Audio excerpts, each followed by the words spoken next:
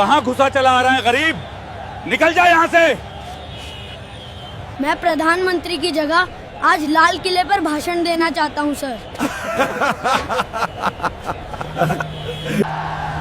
बेटा ये लाल किला है, तेरे बाप का घर नहीं है। निकालो इस भिखारी को बाहर तक।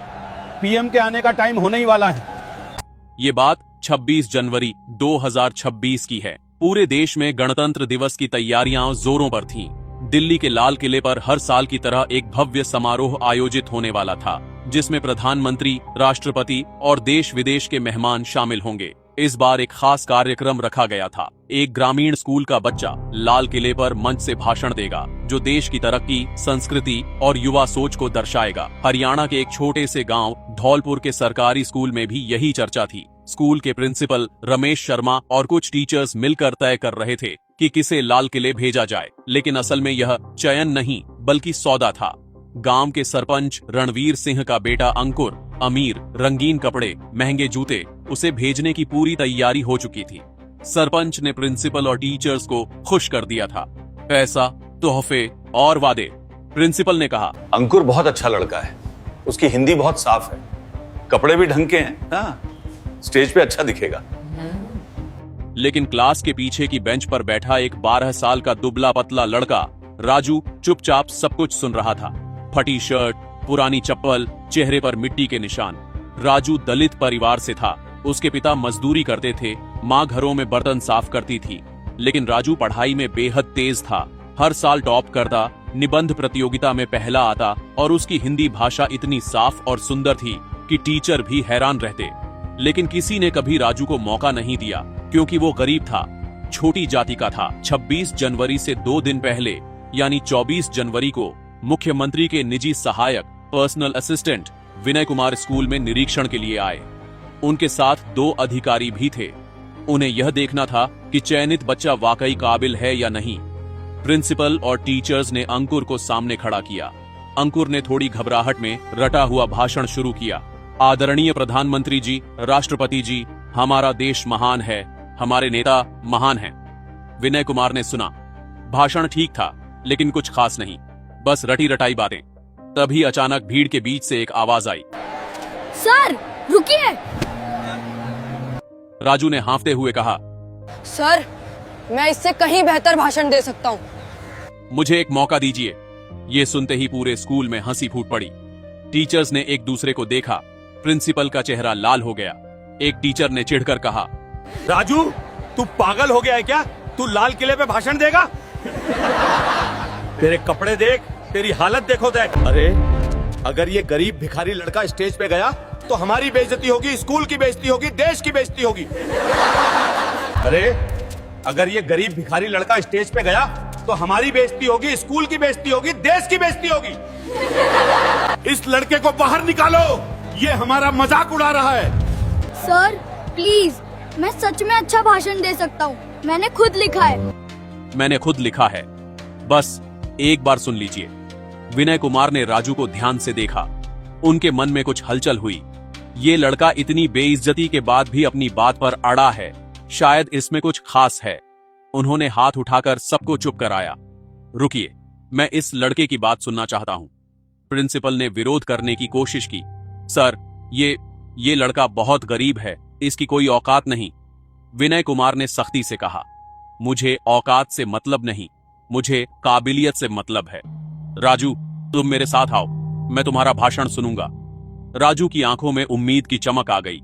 विनय कुमार उसे एक खाली कमरे में ले गए। दरवाजा बंद हो गया। बाहर सब बेचैन खड़े थे। सरपंच घबराया हुआ था, टीचर्स परेशान, अंकुर का चेहरा उतरा हुआ। 15 मिनट बाद दरवाजा खुला। विनय कुमार बाहर आए। उनके चेहरे पर एक अजीब सी गंभीरता थी। उन्होंने माइक उठाया और घोषणा की, 26 जनवरी को लाल किले पर भाषण देने के लिए राजू को चुना गया है। पूरा स्कूल सन्नाटे में आ गया। विनय कुमार की घोषणा सुनते ही पूरे स्कूल में हड़कंप मच गया। सरपंच रणवीर सिंह का चेहरा लाल हो गया, मुट्ठियां भींच गईं। प्रिंसिपल और टीचर्स सकते में खड़े रह गए। अंकुर के मुंह से बोल ही नहीं निकल रहे थे। सरपंच ने गुस्से में कहा, ये क्या मजाक है? हमने इतना इंतजाम किया, इतने पैसे खर्च किए और आप इस भिखारी लड़के को चुन रहे हैं? विनय कुमार ने शांत लेकिन सख्त आवाज में जवाब दिया, सरपंच साहब, मुझे पैसों से मतलब नहीं, मुझे सिर्फ उस भाषण से मतलब है जो देश के सामने जाएगा, और मैंने राजू का भाषण सुना है, वो असली है, सच्चा है और दिल से लिखा गया है, इसलिए फैसला हो चुका है। एक टीचर ने हिम्मत करके पूछा, सर लेकिन इस लड़के ने आखिर ऐसा क्या लिखा है जो आपको इतना पसंद आया? विनय कुमार ने मुस्कुराते हुए कहा, वो आप 26 जनवरी को सुनेंगे, पूरा देश सुनेगा। अभी मैं सिर्फ इतना कह सकता हूँ, ये भाषण सिर्फ तारीफों का नहीं है, ये भाषण सच का आईना है। सबके मन में सवाल उठ रहे थे, आखिर इस गरीब लड़के ने क्या लिख दिया? लेकिन किसी को जवाब नहीं मिला। सरपंच का षड्यंत्र और राजू की चिंता उस रात। सरपंच ने प्रिंसिपल और कुछ टीचर्स को अपने घर बुलाया। गुस्से में बोला, ये राजू हमारी इज्जत मिट्टी में मिला देगा, इसे किसी भी तरह रोकना होगा। एक टीचर ने कहा, सरपंच जी अब तो फैसला हो चुका है, हम कुछ कर नहीं सकते।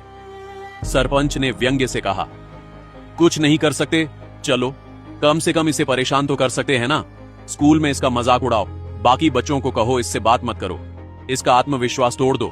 अगर ये डर कर खुद पीछे हट गया तो फिर अंकुर को मौका मिल जाएगा। अगले 2 दिन राजू के लिए बहुत मुश्किल थे। स्कूल में बाकी बच्चे उससे दूर रहने लगे, कुछ उसका मजाक उड़ाते, अरे भिखारी, लाल किले पर क्या बोलेगा, भीख दे दो, तेरे कपड़े देखकर लोग हंसेंगे, पीएम भी हंसेंगे। कुछ टीचर्स भी उसे नजरअंदाज करने लगे, लेकिन राजू ने हार नहीं मानी। रात को अपने छोटे से घर में मिट्टी के तेल की लालटेन की रोशनी में वह अपना भाषण बार बार पढ़ता, अभ्यास करता। उसकी मां ने एक दिन पूछा, बेटा तू इतना परेशान क्यों दिख रहा है? राजू ने कहा, अम्मा लोग कह रहे हैं कि मैं गरीब हूँ, छोटी जाति का हूँ, इसलिए मुझे मौका नहीं मिलना चाहिए। लेकिन अम्मा मैं सिर्फ अपनी बात कहना चाहता हूँ, सच कहना चाहता हूँ। माँ ने उसके सिर पर हाथ फेरा, बेटा जो सच बोलता है उसे हमेशा मुश्किलें आती हैं, लेकिन अंत में सच ही जीतता है। तू डर मत, तू हमारे जैसे लाखों गरीबों की आवाज है। राजू की आंखों में नया जोश भर गया। 26 जनवरी की सुबह दिल्ली की यात्रा। 26 जनवरी की सुबह राजू को एक सरकारी गाड़ी में बिठाकर दिल्ली ले जाया गया। साथ में प्रिंसिपल और एक टीचर भी थे। दोनों चुपचाप बैठे थे, लेकिन मन ही मन परेशान। जब गाड़ी लाल किले के पास पहुंची तो राजू की सांसें तेज हो गईं। इतनी बड़ी भीड़, इतनी सुरक्षा, इतने कैमरे। उसने सोचा, यहाँ पूरे देश के सामने बोलना है, डरना नहीं है। उसे ग्रीन रूम में ले जाया गया। वहाँ कुछ अधिकारी और आयोजक थे। एक आयोजक ने उसे ऊपर से नीचे तक देखा। तुम्हारे पास कोई अच्छे कपड़े नहीं है क्या? ये फटी शर्ट पहनकर स्टेज पर जाओगे? राजू ने शांति से कहा, सर मेरे पास यही है, लेकिन मेरे शब्द साफ हैं, मेरे विचार साफ हैं, कपड़ों से ज्यादा ये मायने रखता है। आयोजक चुप हो गया। मंच पर राष्ट्रपति, प्रधानमंत्री और हजारों लोग दोपहर के समय लाल किले के मुख्य मंच पर राष्ट्रपति, प्रधानमंत्री, मंत्री, सेना के अधिकारी और हजारों लोग बैठे थे। टीवी पर लाइव प्रसारण हो रहा था, करोड़ों लोग देख रहे थे।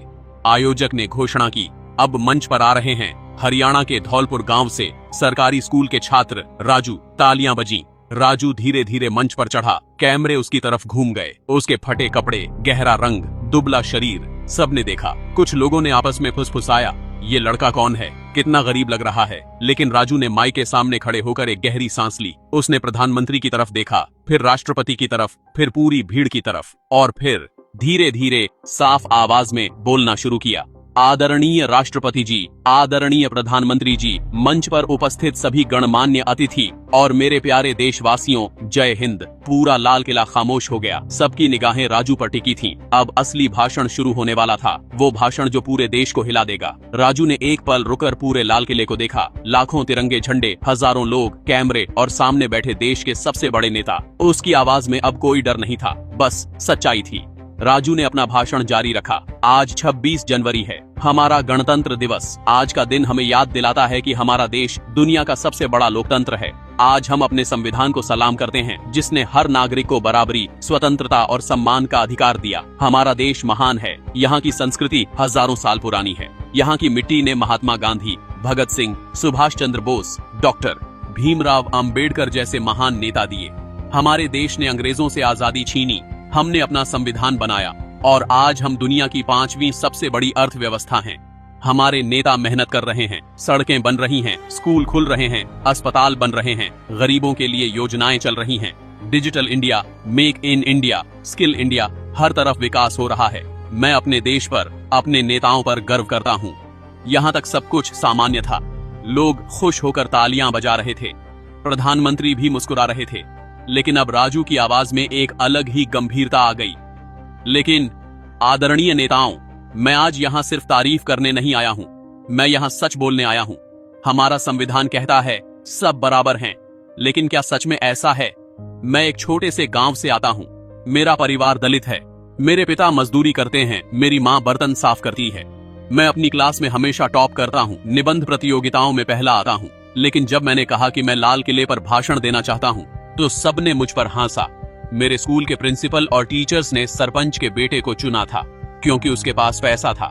मुझसे कहा गया, तू गरीब है, भिखारी है, तेरी औकात नहीं। मुझसे कहा गया, अगर तू स्टेज पर गया तो देश की बेइज्जती होगी। क्यों? क्योंकि मेरे कपड़े फटे हैं, क्योंकि मेरी जाति छोटी है। पूरे लाल किले में सन्नाटा छा गया। कैमरे राजू पर फोकस हो गए। प्रधानमंत्री की मुस्कान गंभीर हो गई। राजू ने आगे कहा, मैं अपने देश से प्यार करता हूं, लेकिन मुझे दर्द होता है जब मैं देखता हूं कि भेदभाव आज भी जिंदा है। हमारे संविधान निर्माता डॉक्टर भीमराव अंबेडकर दलित थे और उन्होंने इतना बड़ा संविधान लिखा। हमारे पूर्व राष्ट्रपति के आर नारायणन रामनाथ कोविंद दलित समुदाय से थे और उन्होंने देश को गर्व दिया। हमारे कई मंत्री, IAS अधिकारी, डॉक्टर, इंजीनियर छोटी जातियों से हैं। तो फिर गांवों में, स्कूलों में, दफ्तरों में आज भी गरीबों को, दलितों को क्यों नीचा दिखाया जाता है? आज भी कई गांवों में दलित बच्चे अलग बैठकर खाना खाते हैं। आज भी नौकरियों में जाति देखी जाती है। आज भी अमीर के बच्चे को हर मौका मिलता है, गरीब के बच्चे को सिर्फ सपने मिलते हैं। हमारा देश तब महान बनेगा जब हर बच्चे को बराबर मौका मिले, चाहे वो किसी भी जाति का हो, किसी भी धर्म का हो, गरीब हो या अमीर। मैं आज यहाँ सिर्फ इसलिए खड़ा हूं क्योंकि एक ईमानदार अधिकारी ने मुझे मौका दिया। अगर वो भी मेरे कपड़े देखकर हंस देते तो आज मैं यहाँ नहीं होता। तो मेरा देश से, अपने नेताओं से, अपने समाज से एक ही निवेदन है, गरीबों को, दलितों को, पिछड़ों को मौका दीजिए, उन्हें सम्मान दीजिए, उनकी काबिलियत देखिए, उनके कपड़े नहीं। जय हिंद, जय भारत, जय संविधान। राजू ने हाथ जोड़े और माइक से पीछे हटा। कुछ सेकंड के लिए पूरा सन्नाटा रहा। फिर अचानक प्रधानमंत्री खड़े हो गए और जोर से तालियां बजाने लगे। उन्हें देखकर राष्ट्रपति भी खड़े हुए। फिर मंत्री, फिर सेना के अधिकारी, फिर पूरी भीड़, सब खड़े होकर तालियां बजाने लगे। करोड़ों टीवी देखने वाले लोगों की आंखों में आंसू थे। प्रधानमंत्री मंच पर आए, राजू के कंधे पर हाथ रखा। बेटा, तुमने आज वो कहा जो कहना जरूरी था। तुमने सच का आईना दिखाया। मैं वादा करता हूँ, हम इस भेदभाव को खत्म करने के लिए और सख्त कदम उठाएंगे। तुम्हारी आवाज पूरे देश तक पहुँच गई है। राष्ट्रपति ने राजू को एक विशेष सम्मान पत्र और अवार्ड दिया। उस दिन के बाद राजू की कहानी हर अखबार में छपी, हर न्यूज चैनल पर दिखाई गई। सोशल मीडिया पर उसके भाषण के वीडियो वायरल हो गए। लाखों लोगों ने कहा, ये है असली भारत की आवाज। सरपंच, प्रिंसिपल और टीचर्स सब शर्मिंदा थे।